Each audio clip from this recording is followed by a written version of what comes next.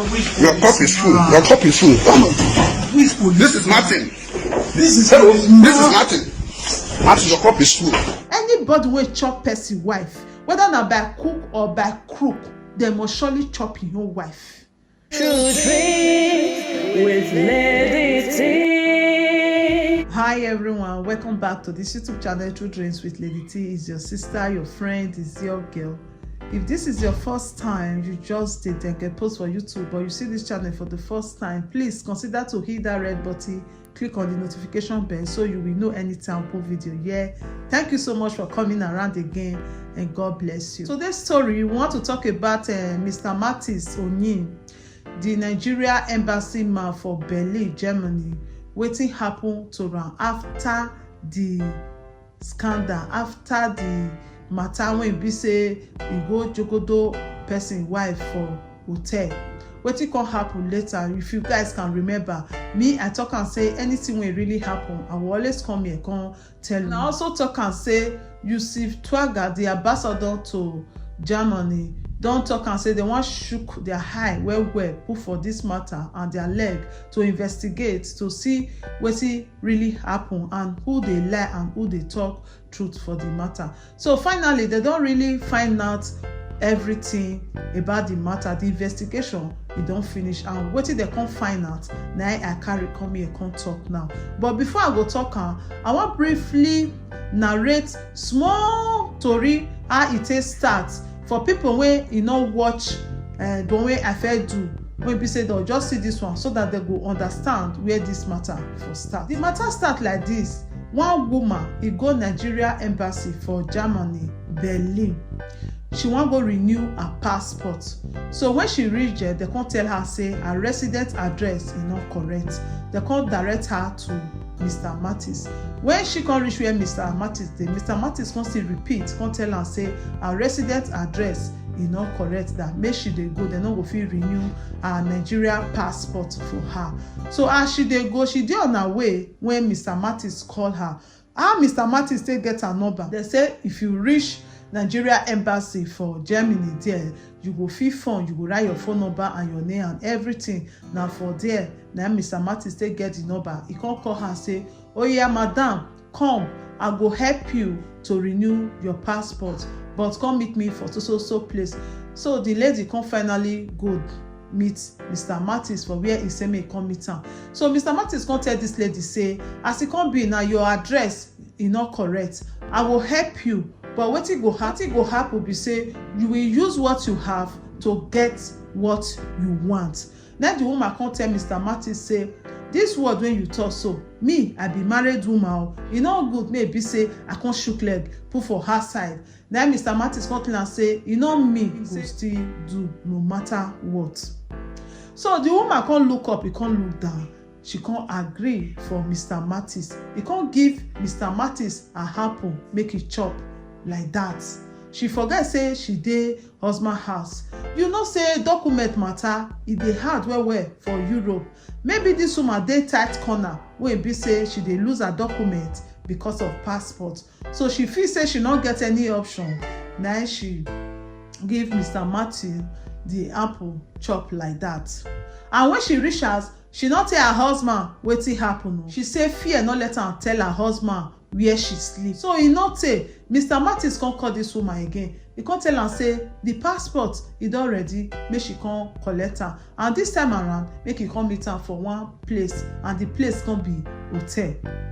So the woman can't sit down. He can't take her well say, what is this Mr. Mattis they try to do so? He not good though. No, Mr. Mattis go just the shop an apple for free of charge like this. If I chop am for the first time, he wan come still collect passport, he still wan chop am again, because this one wey say make come meet am for hotel, which means na the same thing wey e happen for goat house na wan happen for fowl house. So now this woman come say he must to talk come out. She come tell some people say, see the matter, see wetin dey happen. Now they come tell am say, okay, no problem, more we see how we take cash this Mr. Mattis red-handed. Say because not be this one e take start am, e don dey do am before. And so they come say arrange you. On that day, this woman come ready go meet Mr. Mattis for hotel. As he reach there, their willow wan start.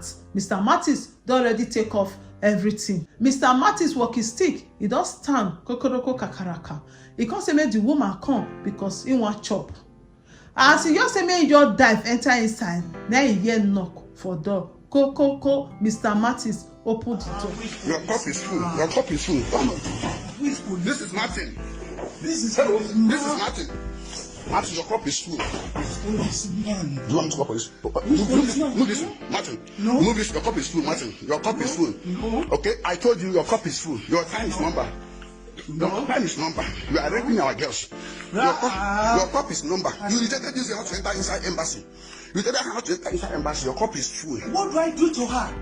Go and do her passport. You rejected her because she come from me. She come from where? I have all the proof. Okay. Martin, no. Martin, no. Martin, your cup is full. Like the way somebody will talk to her. Your cup is right. It's right. I can show you. I have the proof. I have the proof, okay? I'll show you the proof, okay? We don't catch you red down there. This one with the talk, so they come they film Mr. Martins. So Mr. Martins come they deny. Say no, na he girlfriend though, he toast her, he agree for her, he no use force, take carry and come o. Not be because of passport matter, he take carry and come here. He say make the woman talk, the woman not talk, the woman carry the matter. Go meet the ambassador to Germany. Even the German people, they even know, they vex say why e be say common Nigeria passport na im dem wan even come dey chop their own citizen put their own right. Say the way they release their own passport and document they give them, they no dey say make they bring their apple make they chop or make they bring their cassava make they chop. Why e come be say Nigeria own go come different like this? The German people dey vex well na come make the ambassador to Germany come put e eye for ground well say this investigation e go really do and make him know whether na truth or na lie. Meanwhile, they come first suspend Mr. Martins for him working place until further notice. So after the investigation and everything, now wetin the ambassador to Germany come talk with this one. Me, I wan read wetin they talk, but if you sabi read, no look my mouth o, look the way I dey put for the screen. But if you no sabi read, you fit lis ten to the way I dey talk for my mouth because the reading e fit not clear well. The Nigeria embassy in Germany has sacked a security guide, Martins Oni, found guilty of ashawo abuse and another criminal activities. Last month, footage on social media show Oni in a hotel room, half naked, arguing with an unknown person who accused him of demanding sex for female who apply for passport renewal. The embassy has suspended Oni while the Nigeria ambassador to Germany, Yusuf Twaga, had ordered an investigation into the incident. Given an update on Tuesday, the embassy in a statement said the Pram community found Oni guilty of the allegations. The statement partly read, the investigation community interviewed Mr. Oni and other witnesses as part of a thorough examination of those very serious charges. It concluded that Mr. Oni was capable and in violation of all the relevant codes. As a result, Mr. Martins Adedeju Oni contract with the embassy as a local staff has been terminated. The embassy, while thanking the public for exposing the former employee, stressed it zero tolerance policy towards all abuses of office and especially of ashawo misconduct. Ifoyi mere megi o, ifoyi mere megi o, ifoyi mere megi maredi mani otu akara. You see wetin you do yourself.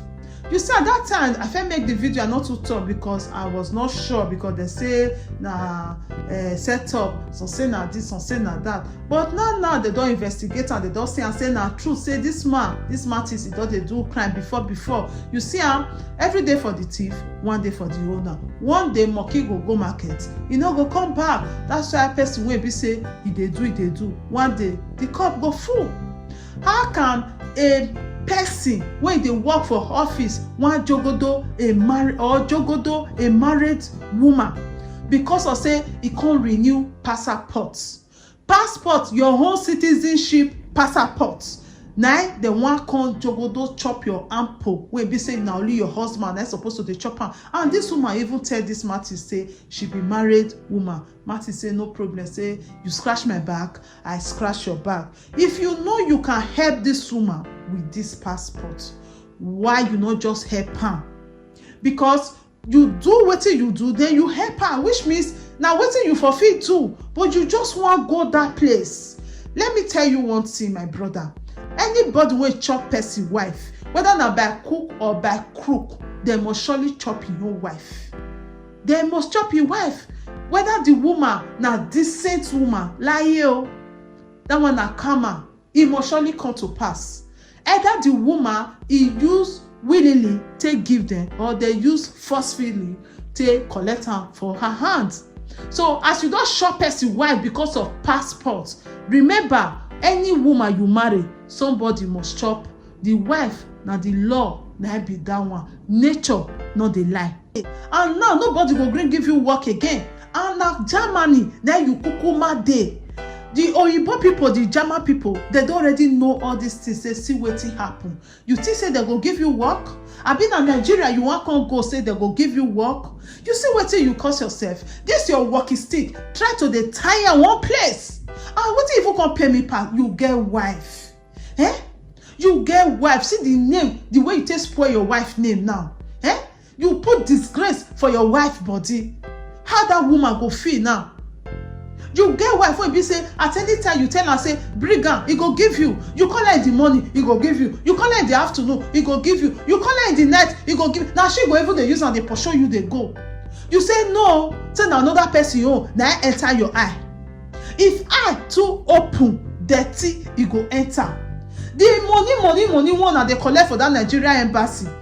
The paje. They go say na 90 euro. Then they do passport. They go write am for internet. But at the end, money when you go spend, they go 300 euro. Your transport fare never dey inside. All those paje. One that they collect, that one no reach. You can still want, may you still can chop another man apple for inside. You see what you cost yourself?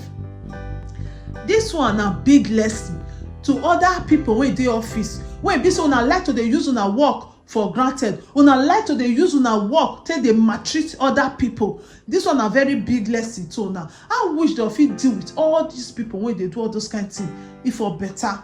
Because some people they go school finish, take their time with money and time, study finish. They not go get work because anywhere they go find work, they say if you don't scratch my back, I not go scratch your back. It's really bad. You get one of my cousin, she go school finish. Where she for the work, she they do the work well. One small girl when they just carry come because of say the director just see the girl. He just they use her, they muno, they touch her for back, touch her. He can't sack this my cousin because this my cousin a married lady and now she sabi even do the work pass. Because you know, say they touch here, touch there. It's really bad. I wish this thing will happen so. It go just they happen to all the offices where we say that they do this kind of thing. If for better, me get one question when me want ask. What it come make the sack this man now? When we say this one home as he open so everybody see and say they take justice. You say the way they happen for Nigeria, they know they take justice like this. Because say na Europe if it happen. The German people don't involve, now make they take this justice. Because if now Nigeria this matter for happen, they for sweep her under the carpet. You go see Mr. Martis on you go the bounce enter work at any time.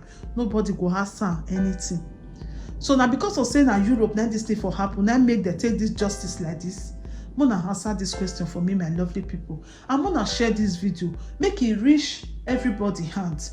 People wey be say that they do this kind of thing for Nigeria or Nigeria embassy in the world, make them use this one, make them say learn, make them learn well. So my people, I don't get too much talk to talk, but I go like Mona leave on a comment for that. Wetin una think as they fire this man? They're supposed to give am more, or this fire when they give am is enough. Wetin una really think? Thank you guys for watching. I remain your sister, your friend, your girl, your pikin, anyone you call me, I did there for you. True Dreams, Right Life with Lady T. Please, I beg you, share this video to all your social media network.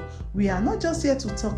We dey here to talk to you. We will change life. And if you share this video, you don't change life with that. So thank you so much and God bless you. See you on our next video.